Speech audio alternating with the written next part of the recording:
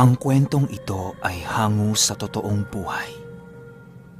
Karanasan ito ng kaibigan ng pinsan ko na si Aris, di tunay na pangalan.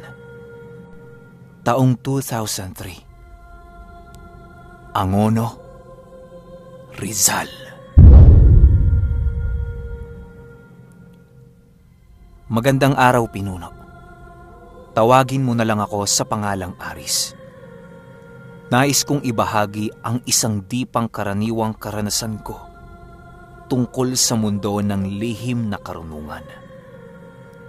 Pero bago ko simula ng kwento, nais ko lamang magpakilala ng konti. Nasa edad 20 anyos ako nang mangyari ang karanasan kong ito. Isa akong delivery boy sa isang sikat na fast food chain sa aming lugar. Masasabi ko na iba't ibang tao ang aking nakakasalamuha. At sanay na din akong makiharap at makitungo sa mga tao sa paligid ko. Dahilan kung bakit nakilala ko ang isang lalaki na tinatawag nilang si Mang Totong.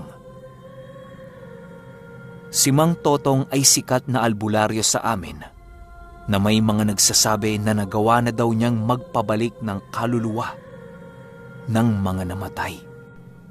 Marami ding nagsasabi na isa itong peking manggagamot. Minsan na din naman akong nagpagamot dito pero simpleng pilay lang naman yon, dulot ng maliit na disgrasya sa motor, sanhi ng aking trabaho. Masasabi kong magaling talaga siyang manghilot. Dahil kinabukasan ay hindi ko na iniinda ang aking balikat na hinilot nito.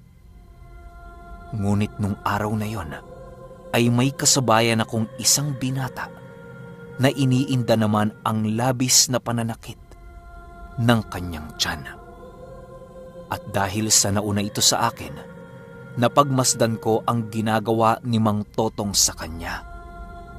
Nag-uusal ito ng kung ano-anong dasal at iniihip ito sa bumbunan ng kanyang pasyente. May kung ano siyang hawak na patpat na ipinapalo-palo niya sa parte ng katawan ng kanyang pasyente. Hindi naman yun kalakasan.